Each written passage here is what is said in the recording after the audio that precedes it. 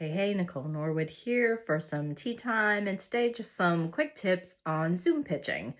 Obviously, in our current era, the in-person pitch meeting is something that happens a lot less frequently than it used to, and often we're talking to people on a screen about something we're passionate about, and it's harder to connect. It really is. It's more difficult than when you're sitting in a room or across the table from someone and they, by virtue of the fact that you're there in person, are really forced to be engaged and paying attention to what you're telling them and how you're telling it to them. I think, when you are pitching via Zoom, you have a lot of challenges. It's so easy to get distracted by other things happening around you.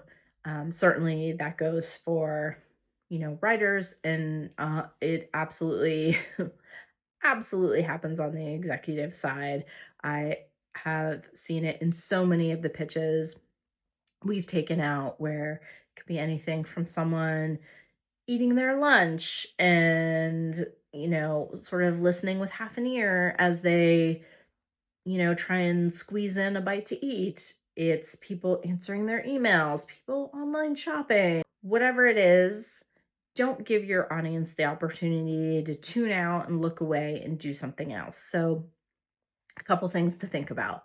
One, I would so recommend, if you can do it, don't read from a piece of paper. Once you start looking at that piece of paper, you are looking at something else. You've got another screen up, so you're not watching the reaction of the people you're speaking to.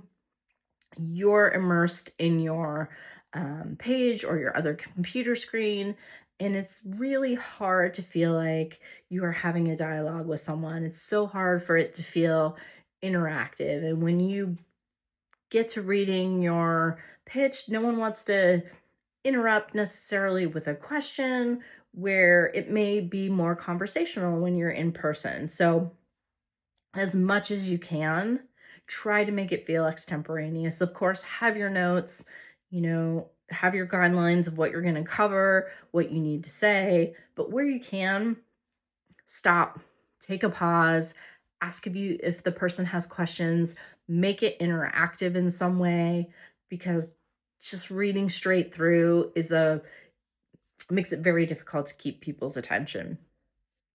Another thing that has become part of the Zoom pitch process is putting up the deck, right? The pictures of visuals that represent the setting of your story, or a template for the actors you see in the roles, or maybe it's a family tree.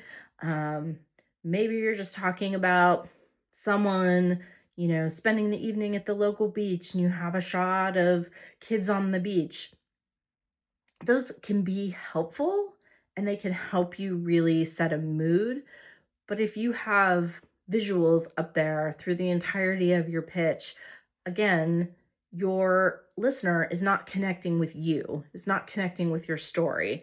They are looking at a picture and they see the picture, and then more often than not, that picture is sitting up there on their screen for a minute, 2 minutes, as you're continuing to read and talk about your pitch.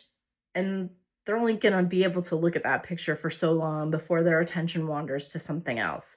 So please, please, please do not do a 30-minute deck with your 30-minute pitch.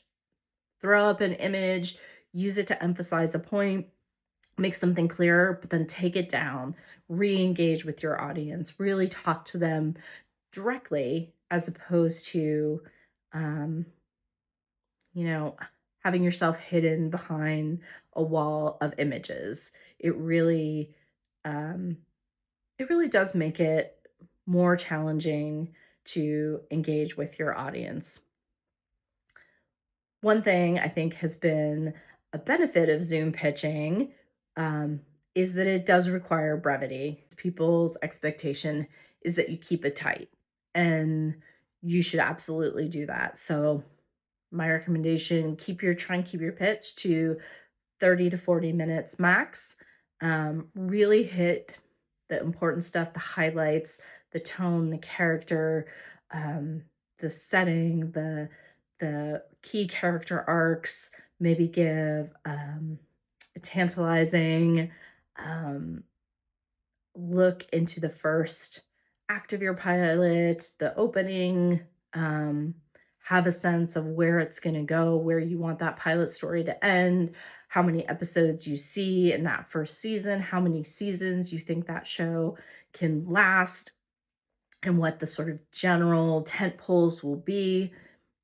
And that's plenty. You don't need to get into minute details that you can talk about later if someone responds to the pitch. You just want them to get really excited about what it is you're pitching them and the possibilities of the show. They want to know why it's for them, why it's for their audience, what it's going to do for them. Is it going to attract a different audience? Is it going to appeal to the audience they have? Is it global? Is it local? Is it, what sort of vertical or genre does it fit in? Is that a genre that they need? Do they have too many teen shows but not enough adult dramas?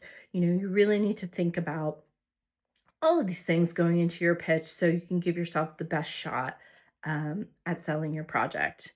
Then always ask your audience if they have questions and make sure you're prepared to answer them, and try and do it in a specific and concise way. I think a lot of times it can be disconcerting or discombobulating sometimes when you get a question you're not prepared for, and often writers will ramble or give sort of a circuitous explanation that doesn't really answer the question. Really try and listen to what they're asking for and do your best to answer it. And if you don't know, say, you know what, I hadn't really given that a lot of thought, but that's a great question. And, maybe it's something you'll go back and think about. And when you pitch that show again, you'll have the answer to that question. Or maybe it's something you circle back with the people you're pitching to later so you can give them a really thought out answer. But these are all things to really think about as you're pitching, especially pitching in the Zoom era, which can be incredibly challenging, and where it's even more important to find ways to continue to connect and engage with the person on the other side of the screen. Those are some tips and tricks to hopefully help you out with your next pitch. Hope you're well, have a good one, and we'll talk soon.